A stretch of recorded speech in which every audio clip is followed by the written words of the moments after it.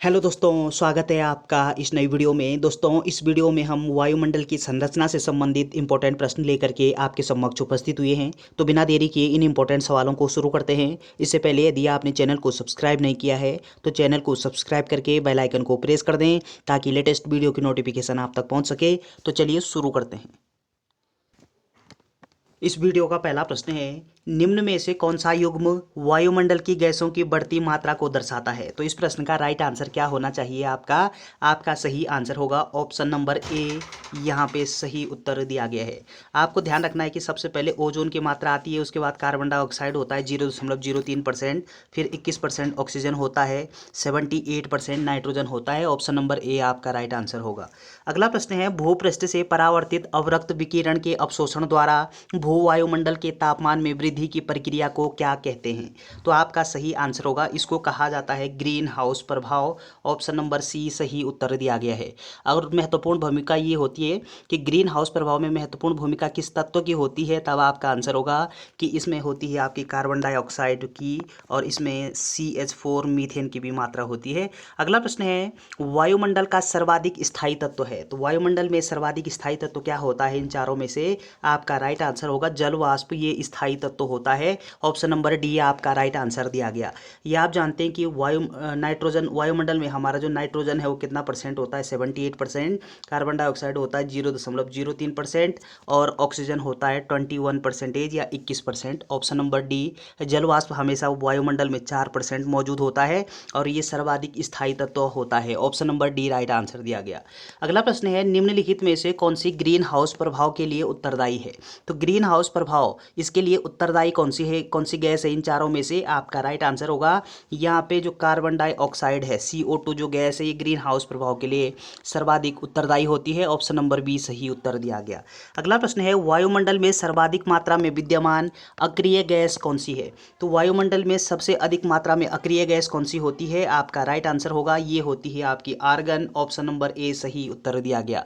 अगला प्रश्न है, वायुमंडल को क्षोभ मंडल, समताप मंडल आदि परतों में विभाजित करने का मुख्य आधार क्या है। तो किस आधार पर इसको विभाजित किया गया है। आपका राइट आंसर होगा ये विभाजित किया गया है तापमान के आधार पर। ऑप्शन नंबर ए सही उत्तर दिया गया। ये आप जानते हैं कि हमारे वायुमंडल में कुल कितनी परतें होती है, 5 परतों में विभाजित किया गया है। सबसे नीचे होती है आपकी क्षोभ मंडल, उसके बाद होता है समताप मंडल, फिर होता है मध्य मंडल, फिर होता है आयन मंडल और लास्ट में होता है एक्सोस्फीयर अर्थात बहिर्मंडल या फिर बाह्य मंडल। तो ये तापमान के आधार पर इसको वर्गीकृत किया गया है, इसका विभाजन किया गया है। अगला प्रश्न है, पृथ्वी के वायुमंडल का सर्वाधिक घनत्व कहाँ होता है। तो कहाँ पर होता है। आपका राइट आंसर होगा ये होता है आपका क्षोभ मंडल पर। ऑप्शन नंबर ए आपका सही उत्तर दिया गया। क्षोभ मंडल को अंग्रेजी में ट्रोपोस्फीयर के नाम से जानते हैं और हिंदी में इसको अन्य नामों से जानते हैं, जैसे संवहन मंडल इसको बोलते हैं, विक्षोभ मंडल क्षोभ मंडल को बोलते हैं या फिर अन्य नाम है। अगला प्रश्न है, क्षोभ मंडल की धरातल से ऊंचाई लगभग कितनी है। तो क्षोभ मंडल की धरातल से ऊंचाई कितनी है ये पूछा गया है आपसे। आपका राइट आंसर होगा ये है आपका 14 किलोमीटर। ऑप्शन नंबर बी आपका राइट आंसर दिया गया। अगला प्रश्न है, विविध जलवायु एवं मौसम दशाओं को बदलने वाली सभी महत्वपूर्ण वायुमंडलीय प्रक्रियाएं कहाँ घटित होती है। तो ये कहाँ पे घटित होती है। आपका राइट आंसर होगा ये घटित होती है आपका क्षोभ मंडल में। ऑप्शन नंबर डी सही उत्तर दिया गया। या फिर दूसरे शब्दों में समझेंगे कि मौसम संबंधी जो तमाम घटनाएं हैं, चाहे वर्षा का आना है, बादल बादल इत्यादि जो है, ये घटनाएं मौसम संबंधी घटनाएं कहलाती है और ये क्षोभ मंडल में होती है, ट्रोपोस्फीयर में होती है। चलिए अगला प्रश्न है, परिवर्तन मंडल या क्षोभ मंडल जिसको अंग्रेजी में ट्रोपोस्फीयर कहा जाता है में तापमान है। तो तापमान का किस प्रकार से प्रभाव पड़ता है। आपका राइट आंसर होगा ये प्रभाव पड़ता है ऊंचाई के साथ घटता है। तापमान क्या होता है कि ऊंचाई के साथ तापमान घटता जाता है। ऑप्शन नंबर ए आपका राइट आंसर दिया गया। अगला प्रश्न है, ओजोन परत मुख्यतः कहाँ पाई जाती है। तो ओजोन जो परत होती है हमारे वायुमंडल में किस स्तर में पाई जाती, किस लेयर में पाई जाती, किस मंडल में पाई जाती है। आपका राइट आंसर होगा ये पाई जाती है आपका समताप मंडल में। ऑप्शन नंबर सी आपका सही उत्तर दिया गया है। ध्यान रखिएगा कि समताप मंडल के नीचे और क्षोभ मंडल के ऊपर हमारी ओजोन परत पाई जाती है, जो कि पराबैंगनी किरणों से हमको बचाने का काम करती है।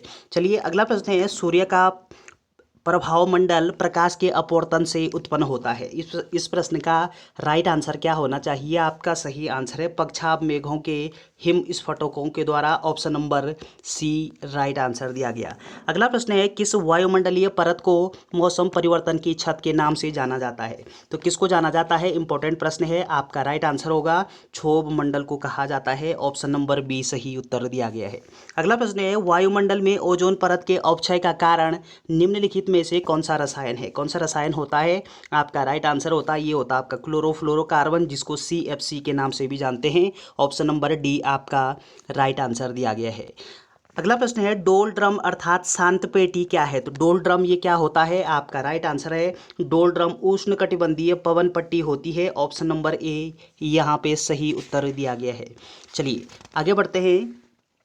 अगला प्रश्न है, पृथ्वी के समीप पाई जाने वाली वायुमंडलीय परत क्या कहलाती है? पृथ्वी के समीप जो वायुमंडलीय परत होती है उसको हम किस नाम से जानते हैं? आपका राइट आंसर होगा कि इसको बोलते हैं हम क्या, ट्रोपोस्फियर। ऑप्शन नंबर ए आपका सही उत्तर दिया गया है। क्षोभमंडल पाई जाती है, क्षोभमंडल को ही अंग्रेजी में ट्रोपोस्फियर कहा जाता है।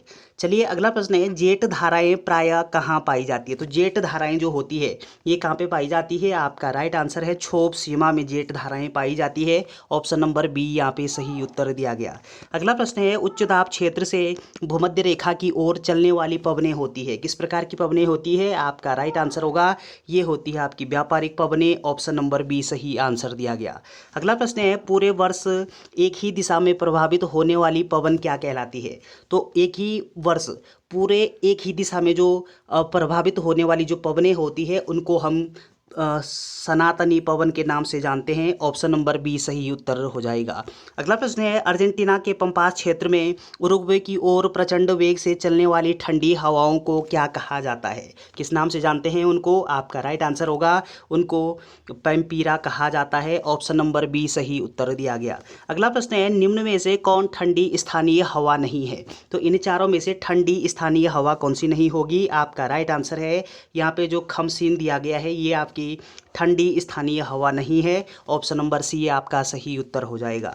अगला प्रश्न है, निम्नलिखित में से कौन सी पवनें गर्म धूल से लदी होती है तथा सहारा मरुस्थल से भूमध्य सागरीय क्षेत्र की ओर बहती है? कौन सी होगी? आपका राइट आंसर है ये होगी आपकी sirocco. Option number B right answer दिया गया। अगला प्रश्न है, पछुआ हवाएं वे हवाएं हैं जो बहती हैं। पछुआ हवाएं हम किन हवाओं को बोलते हैं, किसको बोलते हैं? पछुआ पवन। आपका राइट आंसर होगा पछुआ पवन कहते हैं हम भूमध्य रेखा के 30 से 60 डिग्री उत्तर दक्षिण अक्षांश रेखाओं के बीच की जो पवनें होती है उसको पछुआ पवन के नाम से जाना जाता है। Option number D right answer हो जाएगा। अगला प्रश्न है, चिनूक है तो चिनूक क्या होता है, किस प्रकार की हवा होती है चिनूक? आपका राइट आंसर है चिनूक होती है आपकी एक स्थानीय हवा है। ऑप्शन नंबर ए आपका राइट आंसर दिया गया। अगला प्रश्न है, वातावरण में सबसे अधिक ओजोन का संकेंद्रण कहाँ होता है? तो किस स्तर पर होता है, किस स्तर पर होता है? आपका राइट आंसर होगा ये होता है आपका समताप मंडल में। Option number C right answer दिया गया। अगला प्रश्न है, ऐसे घने धूसरी बादलों को क्या कहते हैं जो वर्षा करते हैं? तो किस नाम से जानते हैं उनको? आपका राइट आंसर होगा उसको कहते हैं वर्षा स्तरीय मेघ। ऑप्शन नंबर बी सही उत्तर दिया गया।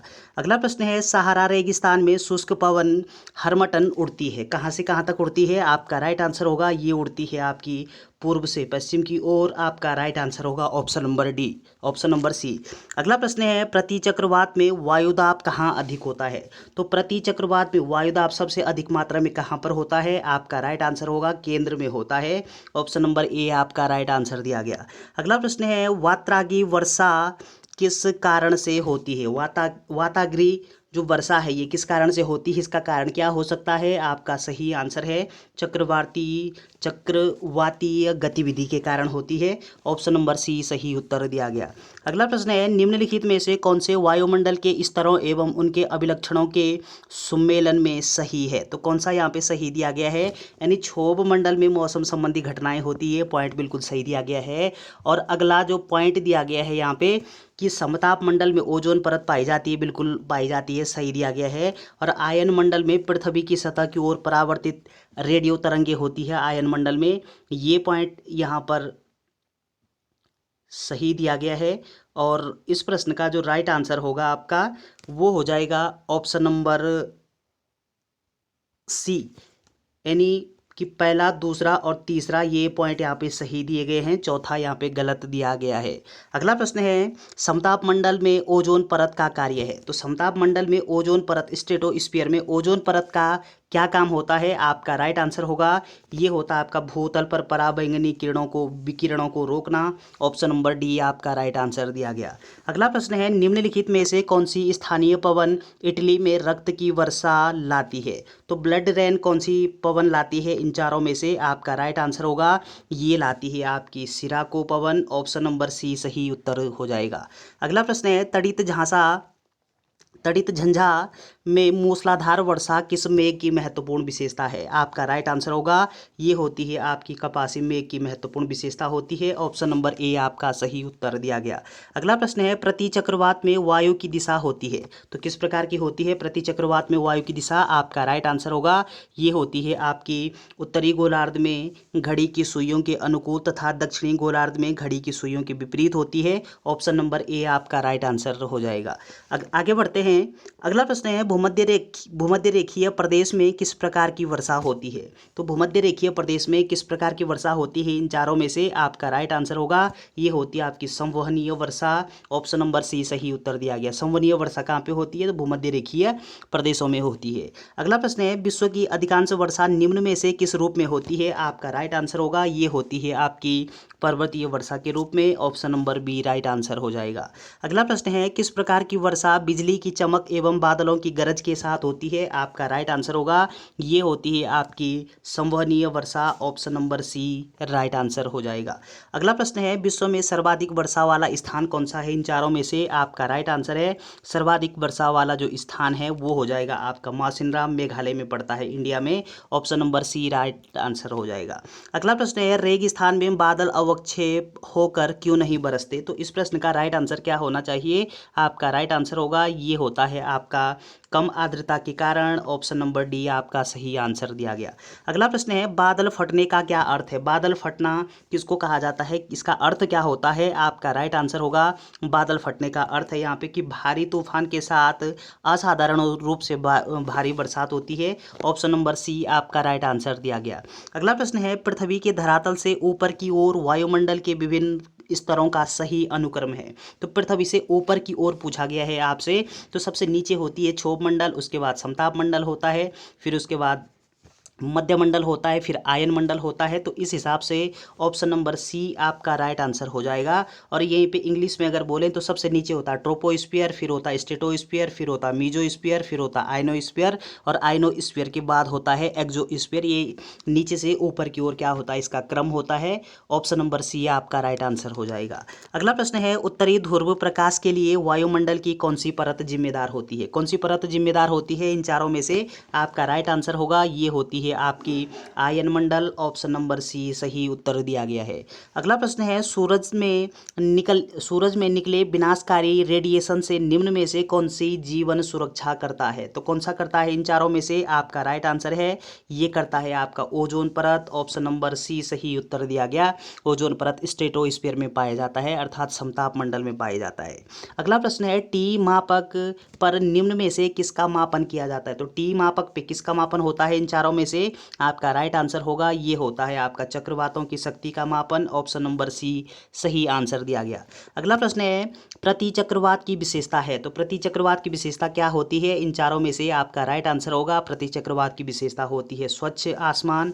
ऑप्शन नंबर सी सही आंसर दिया गया है। अगला प्रश्न है, वायुमंडल की कौन सी परत दूर संचार प्रणाली के लिए प्रयोग होती है? तो कौन सी होती है? इन चारों में से आपका राइट आंसर होगा ये होती है आपकी आयन मंडल। ऑप्शन नंबर डी सही उत्तर दिया गया, जिसको अंग्रेजी में आयनोस्फीयर के नाम से जानते हैं।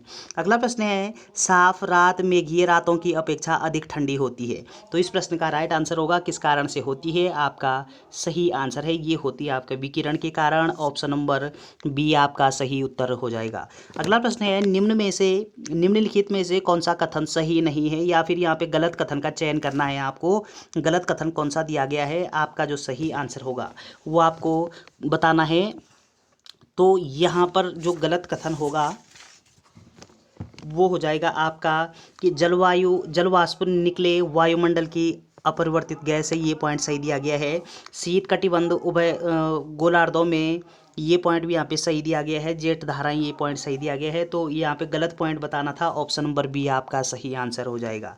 अगला प्रश्न है, बैरोमीटर में पारे के तल की अचानक गिरावट सूचक है। तो बैरोमीटर में जब पारा का जो तल है अगर उसमें गिरावट आती है, अगर वो कम होता है तो ये किस बात का संकेत होता है? आपका राइट आंसर होगा, ये संकेत होता है आपका तूफान का।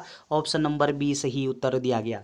अगला प्रश्न है, शांत पेटी अर्थात जिसको डोलड्रम के नाम से जानते हैं का विस्तार सामान्यतः पाया जाता है। तो आपका राइट आंसर क्या होना चाहिए?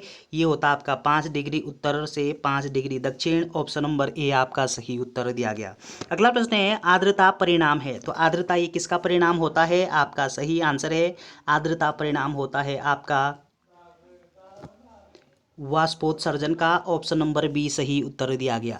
अगला प्रश्न है, सर्वाधिक ऊंचाई के बादल हैं। तो सर्वाधिक ऊंचाई के बादल कौन से होंगे इन चारों में से? आपका राइट आंसर है, पक्षाप जो स्तरीय है ये सर्वाधिक ऊंचाई के बादल होते हैं। ऑप्शन नंबर डी सही उत्तर दिया गया। अगला प्रश्न है, उष्णकटिबंधीय अक्षांशों में दक्षिणी अटलांटिक और दक्षिणी पूर्वी प्रशांत क्षेत्रों में चक्रवात उत्पन्न नहीं होता, इसका क्या कारण है? तो इसका क्या कारण हो सकता है? आपका राइट आंसर होगा, इसका कारण हो सकता है समुद्री पृष्ठों के निम्न होते हैं। ऑप्शन नंबर ए आपका राइट आंसर दिया गया। अगला प्रश्न है, टार्नेडो बहुत प्रबल उष्णकटिबंधीय चक्रवात है जो उठते हैं, कहाँ पर उठते हैं? आपका राइट आंसर होगा, ये उठते हैं आपका कैरिबियन सागर में। ऑप्शन नंबर ए आपका सही आंसर हो जाएगा। अगला प्रश्न है, निम्न चक्रवातों में से किसने भारत को प्रभावित नहीं किया था? इन चारों में से कौन सा चक्रवात है जिसने भारत को कभी प्रभावित नहीं किया है? आपका राइट आंसर होगा, ये हो जाएगा आपका नरगिस। ऑप्शन नंबर बी आपका राइट आंसर हो जाएगा। अगला प्रश्न है, विश्व के किस समुद्री क्षेत्र में लंबी चालीसा पवनें प्रभावित होती है? कहाँ पे होती है? आपका जो राइट आंसर होगा वो हो जाएगा आपका, ये होती है आपकी हिंद महासागर में। ऑप्शन नंबर बी सही उत्तर हो जाएगा। अगला प्रश्न है, संयुक्त राज्य अमेरिका में निम्नलिखित में से किस क्षेत्र को टार्नेडो एली कहा जाता है? तो किसको कहा जाता है? आपका राइट आंसर है, ये कहा जाता है आपका मिसिसिपी मैदान को। ऑप्शन नंबर सी सही उत्तर दिया गया। अगला प्रश्न है, निम्न मानकों में से हरिकेन द्वारा क्षति के मापन के लिए किसका उपयोग किया जाता है? किसका उपयोग करते हैं इन चारों में से? आपका राइट आंसर होगा, ये किया जाता है आपका साफिर सिम्पसन मापन का। ऑप्शन नंबर ए आपका सही आंसर हो जाएगा। अगला प्रश्न है, गरजता चालीसा शब्द प्रयुक्त होता है किसके लिए होता है? आपका राइट आंसर होगा, ये होता है आपका सशक्त समुद्री हवाएं 40 डिग्री से लेकर के 50 डिग्री दक्षिण अक्षांश के मध्य की जो हवाएं होती है उनके लिए गरजता चालीसा शब्द का प्रयोग होता है। Option number A right answer दिया गया।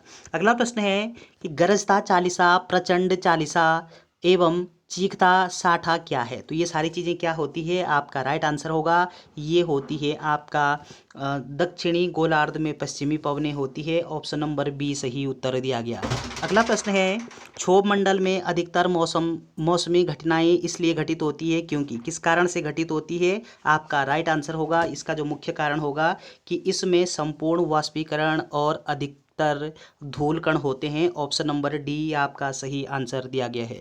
तो चलिए दोस्तों, ये 61 इंपॉर्टेंट प्रश्न थे। वीडियो अगर आपको अच्छी लगती है तो चैनल को शेयर एंड सब्सक्राइब करना ना भूलें। Thanks for watching.